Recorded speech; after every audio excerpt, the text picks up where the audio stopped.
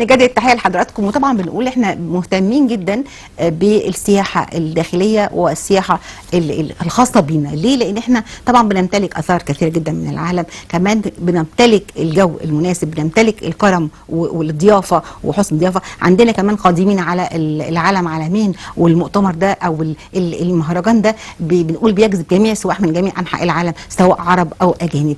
الطفره السياحيه دي والتطوير والتحديث اللي شهدوا برضو بعض المساجد بنقول ده مهم جدا في السياحه الدينيه، لانها بتنقسم الى اجزاء كثيره جدا. السياحه اهم هذه الطفرات ان احنا مهتمين جدا بهذه السياحه علشان الجو المناسب وعلشان اولادنا يعوا ان احنا عندنا حاجات مهمه جدا. والتطوير والتحديث ادى الى ايه؟ ادى الى الجذب السياحي. كل المشاهدين اسمحوا لنا نرحب بضيفتنا اللي مشرفانا في الاستوديو الدكتوره نجوان حسين. اهلا بيكي معانا، خبير اكاديمي في مجال السياحه الترويحيه والاعلام الرقمي. اهلا بيكي معانا. اهلا وسهلا بحضرتك واهلا وسهلا بالساده المشاهدين. حابه اعرف يعني ايه الاول بقى، يعني ايه اعلام رقمي ويعني ايه السياحه الترويحيه اللي هي خاصه بالتنزه والترفيه. طبعا الترفيه عنصر اساسي جدا. ان احنا طبعا عشان نشتغل لازم يكون في ترفيه، لازم يكون في ترويح. الترويح عن النفس ده حاجه مهمه جدا وضروريه جدا لاستكمال اعمالنا اليوميه واعمالنا الحياتيه. خلينا نتكلم عن الطفره السياحيه اللي بتشهدها مصر حاليا. احنا فعلا بصدد طفره غير مسبوقه بتشهدها مصر. يمكن احنا حاليا بنمزج ما بين وجهاتنا السياحيه والمنتج السياحي عندنا بقى متنوع. بنمتاز ان احنا طبعا عندنا سياحه ترويحيه، عندنا سياحه ثقافيه، عندنا سياحه رياضيه، عندنا سياحه تاريخيه واثريه ايضا بسياحه بيئيه. طبعا عشان نعمل مزج او خلط ما بين هذه السياحات فطبعا لازم ننوع من منتجنا السياحي في تجربه سياحيه واحده. والطفره اللي احنا شهدناها فعلا بدايه من البناء في البشر قبل البناء في الحجر. طبعا لازم عشان احقق طفره سياحيه ههتم بالعنصر البشري، ومش هتكلم عن بدايتنا من البنيه التحتيه، لا ده انا هتكلم عن الانسان وازاي احسن جوده حياه المواطن والعشوائيات والقضاء عليها. وده يمكن دي رؤيه الدوله، ان انا اقضي على العشوائيات علشان احسن الرؤيه الذهنيه للسائح العربي والمصري ايضا والسائح الاجنبي. لازم اغير الصوره الذهنيه عن وجهاتنا الحضاريه. طبعا احنا كنا بنعاني من العشوائيات، يمكن بالفعل تم القضاء على العشوائيات وشفنا ده في الاسمرات، شفنا دوت في منطقه العتبه، شفنا في مسبيرو حتى واحنا موجودين، مثلث مسبيرو بالظبط. طبعا شفنا في اسكندريه ايضا مدينه بشاير الخير. طبعا كل ده بيخدم على قطاع السياحه، على الصوره الجميله في المشهد، الصوره الجميله بالظبط. السائح يجي يلاقي منظر حلو، منظر حضاري رائع منمق، يبقى فيه جذب سياحي. طبعا بداية من القضاء على العشوائيات وصولا بالمدن الذكية الترفيهية زي ما شفنا العلمين، شفنا العاصمة الإدارية، شفنا في شرم الشيخ، شفنا في الغردقة، شفنا تطويرات على كافة المحافظات الجمهورية.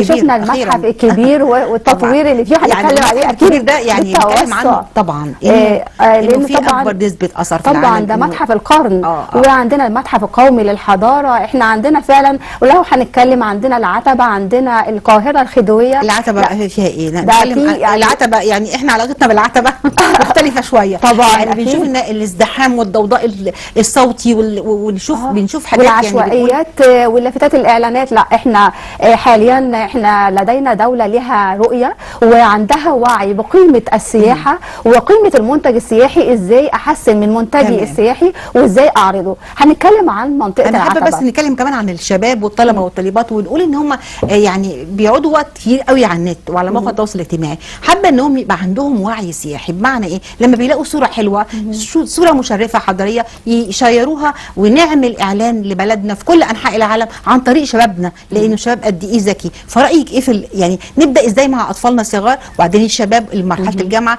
عشان يعني يبقى كده ايه ماشي كده بنقول اوتوماتيك ان احنا نشير حاجات خاصه ببلدنا العظيمه بكل ما فيها من تفاصيل. يمكن لو هنتكلم بدايه من الطفوله، طبعا احنا لازم بنواجه اطفالنا من الطفوله بان هو يعيش تجربه سياحيه صح. وده اللي اشتغلت عليه الدوله المصريه بالفعل. انا ما عادش عندي المعلومه ان انا اخد معلومه نظريه احفظها اذاكرها. احنا في عصر الميديا الرقميه، عصر التفاعل الاجتماعي السريع، عصر الانترنت. احنا دلوقتي في تكنولوجيا الجيل الخامس، مش مش معقوله انا في تكنولوجيا الجيل الخامس وهبدا احفظ معلومه، لا لازم انا عندي واقع افتراضي، عندي طبعا المنصات الالكترونيه المختلفه. انا بعلم الطالب من وهو في المدرسه، من وهو في الكيجي كمان التجربه التفاعليه. احنا كلنا عندنا موبايلات، اطفالنا صغيرين في البيبي كلاس عندهم موبايلات. ايوه وبيقعدوا على النت وكل حاجه بيدخلوا على من خلال الحتوته الصغيره او من خلال القصص الالكترونيه البسيطه. انا ممكن من خلال قصه الكترونيه بسيطه بوريه معالم مصر الاثريه، بوريه المعالم السياحيه اللي عندي، من خلال افكار بسيطه جدا اوصل لعقل الطفل بطريقه تفاعليه، بالحكايه اللي هي عبر المنصه الالكترونيه او عبر الميديا المختلفه. عندي بعد كده طلاب المدارس الرحلات التفاعليه. انا ليه بحسن منتجي السياحي دلوقتي؟ عشان الطالب لما يطلع رحله يبقى مبسوط فيها، يتحرك صح. انا ليه ظبطت البنيه التحتيه؟ ظبطت البنيه التحتيه عشان لما اقوم برحله للطالب حتى اللي في المدرسه يبقى مبسوط وهو رايح على المكان السياحي دوت، ويبقى فعلا بيقوم بتجربه سياحيه يعني ممتازه. وهيبقى سفير بعد كده، طبعا سفير صوت وصوره. هو هيقول لماما، هيقول لاصدقائه واصحابه احنا رحنا المكان الفلاني طبعا وشفنا ده طبعا. فبنبدا معاهم من سن صغير، الامور بتختلف طبعا. شباب الجامعات شباب الجامعات لو هنقول طبعا الشباب هم قوه مصر الفاعله. يمكن احنا بنقول ان المجتمع المصري هو مجتمع شاب، 60% من المجتمع المصري هو بيكون من الشباب. الشباب هم القوه وهم الطاقه الخلاقه اللي احنا بنقول عليهم هم دول سفراء الميديا الرقميه. ازاي؟ انا عندي دلوقتي بطلع على التيك توك بشوف الشباب بيروج فعلا للمنتج السياحي، هقول بوعي مش بدون وعي على فكره، بيروج للمتحف المصري. انا شفت فيديوهات كتير جدا عن المتحف المصري، شباب بيقولوا الكلام ده. لما جه هنا وحرم وراحوا الاهرامات تمام، الصوره دي تلف العالم كله يعني طبعا. فالشاب المصري عنده وعي. محمد صلاح، كابتن محمد صلاح لما صور طبعا الناس الفاعله ديت فعلا. الترويج السياحي ده مهم، الترويج السياحي ده حاجه مهمه جدا جدا، وحاليا فعلا في رؤيه ووعي باهميه المنتج السياحي. تمام. طب احنا الطفره بقى، الطفره حصلت في ايه؟ داخليا يعني بنقول ان احنا عندنا اماكن بعينها كده بدات تتطور وتتحدث بطريقه غير عاديه، ويمكن كل الناس ملاحظاها، وده الجميل في الامر اللي بيخلينا نقول ايه، احنا قادمين على ايه؟ على حاجه جميله جدا، وخصوصا ان احنا عندنا كل ما نملكه خاص بالسياحه يوصلنا لحته ثانيه خالص، لان الجو الكويس، الشعب المحترم، السياحه، الاثار اللي عندنا، كل ده يوصلنا لمنتج سياحي على اعظم مستوى. فكلمينا ازاي بقى نعمل يعني نساعد ازاي في هذه الطفره. والسياحه الداخليه دي مهمه لينا وللسواح عشان نعمل جذب سياحي. فالعتبه حصل فيها ايه؟ المتحف الكبير حصل فيه ايه؟ حتى المزار السياحيه الدينيه كمان لا فعلا في مصر يعني القديمه طبعا. يمكن احنا دلوقتي بنتجه للسياحه الثقافيه والتراث الثقافي واحياء الهويه المصريه والهويه الحضاريه. ده من خلال ايه؟ عندي العتبه وسط البلد. يمكن منطقه وسط البلد كانت فتره كانت منسيه شويه. احنا حاليا فعلا مهتمين جدا بوسط البلد. عارفه ليه حضرتك؟ عشان قطاع وسط البلد ده هيخدم لي على المتحف المصري، هيخدم على متحف الحضاره، هيخدم على منطقه الفسطاط. واكبر مشروع هنقول اكبر مشروع عملاق بيتم في الفسطاط حاليا. هيكون عندنا اكبر حديقه على مستوى مصر وافريقيا والشرق الاوسط كمان. يعني تطبيق الموسوعه ان شاء الله طبعا زي المتحف الكبير اكيد طبعا اكيد فعلا يعني في توجه يعني وفي وعي فعلا. الحديقه الفسطاط يمكن على مساحه 500 فدان. حضرتك متخيله مساحه 500 فدان؟ هل الحديقه دي هتبقى حديقه عاديه؟ لا هتبقى حديقه فعلا مزار عالمي. ليه؟ لان احنا بننافس بيها الحدائق الكبرى في نيويورك وفي لندن كمان. الحديقه دي مش حديقه عاديه، دي حديقه مقسمه بشكل فعلا واعي جدا، بيخدم لي السياحه الترفيهيه، بيخدم السياحه البيئيه، بيخدم السياحه الاثريه والحضاريه. طب ازاي الكلام دوت؟ الحديقه هلاقي فيها مكان للتلال الخضراء. هشوف القاهره من التلال الخضراء دي واشوف القاهره من فوق. حضرتك متخيله المنظر هيبقى عامل ازاي؟ عندي منطقه للنباتات الطبيعيه، عندي منطقه للترفيه العائلي، عندي ملاعب، عندي اماكن للدراجات، يعني عندي ممشى سياحي، عندي كمان يعني مركز لتعليم الصناعات الفخاريه جوه المكان دوت. ليه؟ عشان احيي الصناعات الفخاريه والتراثيه. طبعا ده تراث مصر، وحاجه دي تبقى حاجه للترويج العالمي. عندي مكان ترفيهي، عندي كمان مكان لاقامه المهرجانات، هيبقى عندي سياحه مهرجانات في المكان ده. شوفي حضرتك انا عملت كام كوكتيل في حديقه مساحتها 500 فدان، هيتم فيها برضو مهرجانات عالميه. عندي كمان كافيهات، وعندي مطاعم على اعلى مستوى وعلى الطراز ايه بقى؟ الطراز الفرعوني والمصري الحضاره الفرعونيه عامله ازاي؟ هيحصل ربط ما بين منطقه الفسطاط. طبعا هي بتحتضن كمان، ما ننساش انها بتحتضن المتحف القومي للحضاره. اذا هنا عبق التاريخ في المنطقه دي تحديدا.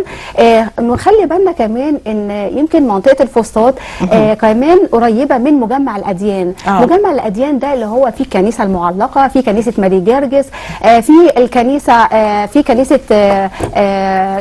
في اللي هو الراهبات، وفي معبد العذراء اليهودي.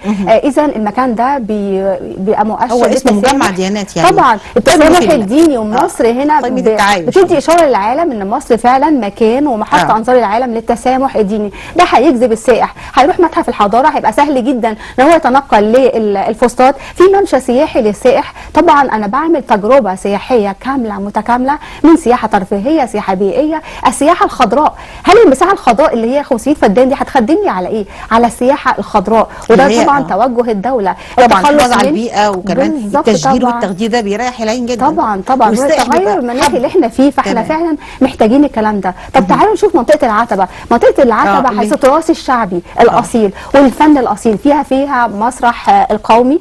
طبعا ده اشاره للفنون والفن المصري الاصيل. القاهره الخديويه بقى برضو في منظومه التحديث والتطوير. القاهره الخديويه وعوده القاهره بكل حضارتها، كلامها كبير قوي. القاهره الخديويه من عهد، الناس متشوقه لده يعني. طبعا الخديوي اسماعيل يمكن كان بيطمح ان هو بيعمل القاهره باريس الشرق. بيقول القاهره الخديويه دي هي باريس الشرق بالفعل. بتمتد المنطقه دي، القاهره الخديويه اللي هي ايه بالظبط؟ بتمتد عندي من ميدان التحرير مرورا بشارع قصر النيل، شارع فؤاد، شارع طلعت حرب، بميدان كمان الاوبرا، ميدان العتبه، ميدان رمسيس، ميدان الاسعاف. كل الاماكن دي تحديث هذه الاماكن يعني تباعا كده لغايه لما نوصل لميدان رمسيس بالظبط. اذا كل المنطقه دي انا بطورها ازاي؟ بحسن الوجهه السياحيه، باطلي الاماكن كلها البدائيه. طبعا براعي الهويه البصريه. طبعا لازم احافظ على التراث كمان، التراث المعماري. يمكن المنطقه دي تحديدا فيها كمان اللي هي العمارات على الطراز الاوروبي القديم. شفنا المنطقه دي كان فيها تشوه الاول، تشوه بصري. شفنا الاعلانات والافيشات اللي موجوده على الشوارع، كل ده تم ازالته بالفعل.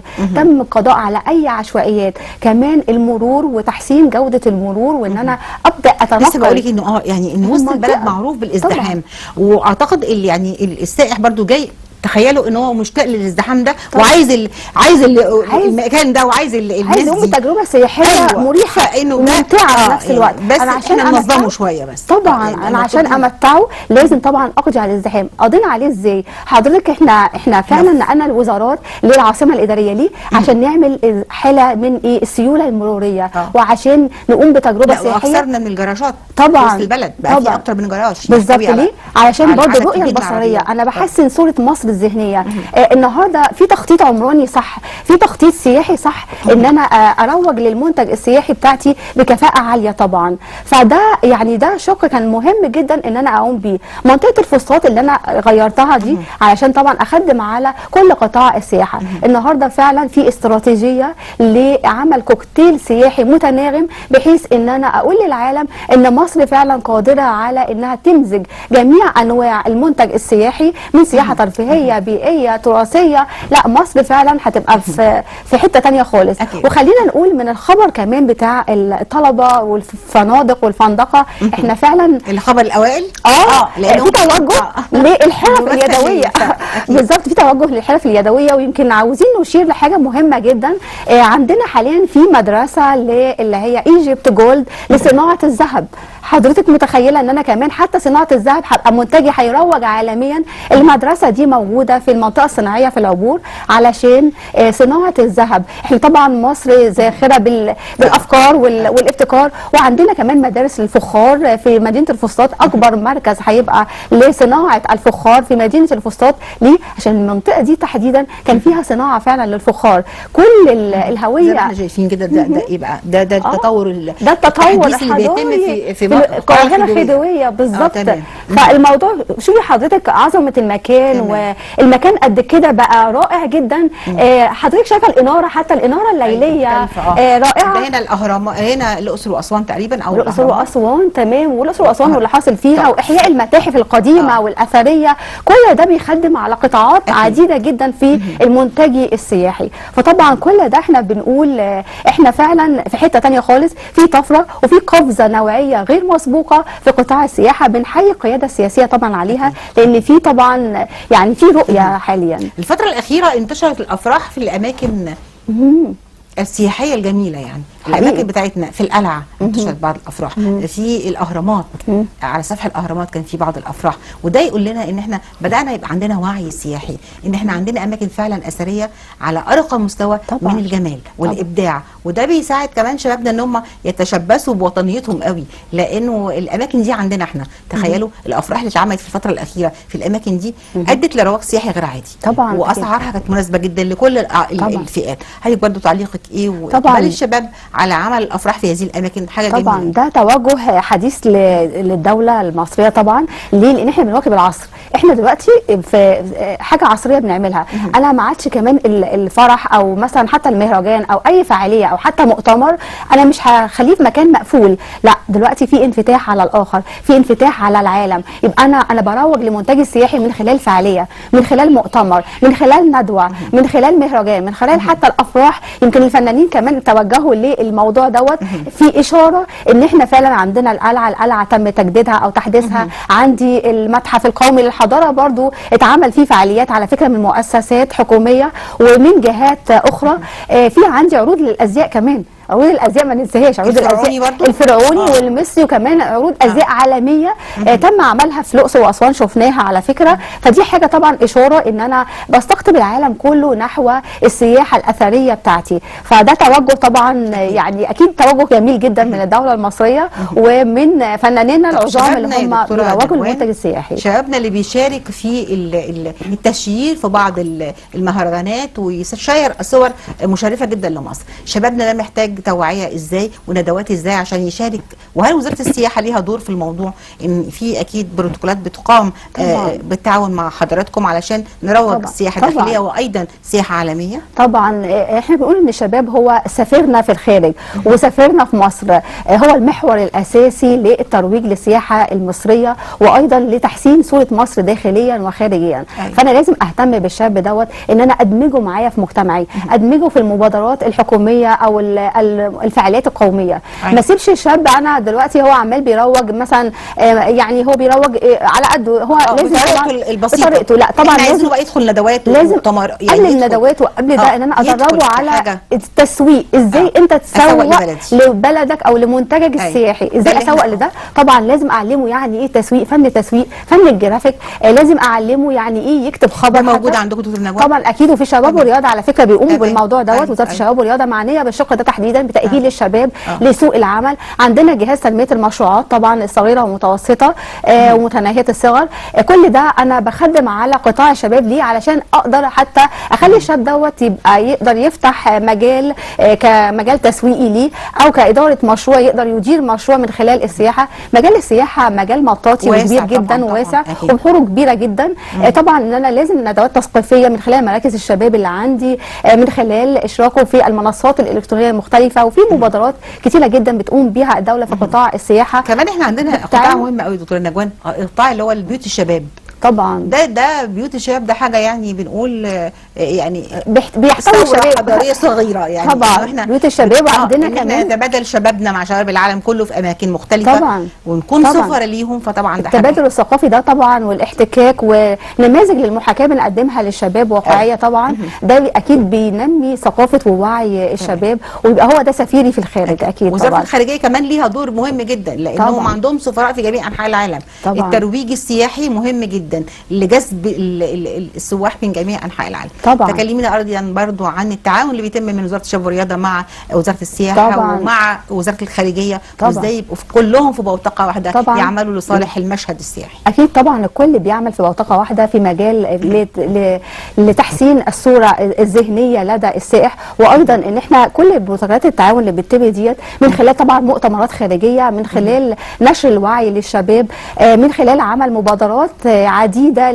لتفعيل دورهم مع الشباب، وده طبعا بيبقى بيخليه يعني يقدر يروج لمنتجنا السياحي، وبدعم الشباب من هذا المنطلق طبعا علشان اأهله لسوق العمل. عندنا كمان هنتكلم بقى في كمان سياحه دينيه، يعني اكيد طبعا السياحه الدينيه دي حاجه مهمه جدا بنقول عندنا، لانه بدا الاهتمام فيها الفتره الاخيره، بدا الاهتمام بالتحديث والتطوير كل الجوامع على مستوى الجمهوريه، بدا كمان عندنا جامع السيده نفيسه، الممشى الديني، عندنا مسجد السيده نفيسه اللي تم تطويره، يمكن مصر خصصت حوالي 11 مليار جنيه لتطوير المساجد، علشان طبعا المساجد دي محتاجه ان انا اعيد انشائها من اول وجديد. عندي جامع عمرو بن العاص، وطبعا في اشاره ان المسجد دوت طبعا هو موجود على فكره في مدينه الفسطاط، وتم تطويره بالفعل، وتم عمل ممشى كبير جدا، وحديقه الازهر عندنا حديقه الازهر اللي تم تطويرها ايضا. اذا السياحه الدينيه حاجه مهمه جدا الى وسينا طبعا، شرم الشيخ وسينا ودهب، كل دول اماكن سياحيه عظيمه جدا طبعا. احنا عندنا اماكن سياحيه واثريه على اعلى مستوى. تمام. عندنا المتحف المصري الكبير ومتحف الحضاره، وهنتكلم على متحف الحضاره وابعاده والحاجات العظيمه اللي احنا شفناها فيه، ونقل المومياوات. يمكن عندنا 22 من المومياوات الملكيه اللي تم نقلها بالفعل في المتحف القومي للحضاره.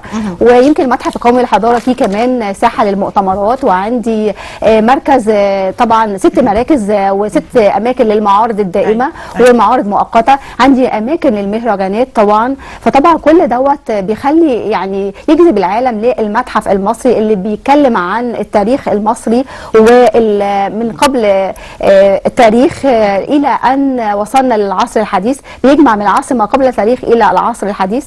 عندنا ايضا المتحف الكبير، المتحف المصري الكبير طبعا ده ايقونه، ده حدث عالمي طبعا، ده حدث عالمي في انحاء العالم، بيتكلم عن جمال هذا المتحف، وده ايقونه السياحه العالميه هنقول، لان هيحط مصر هيبقى محطه انظار العالم.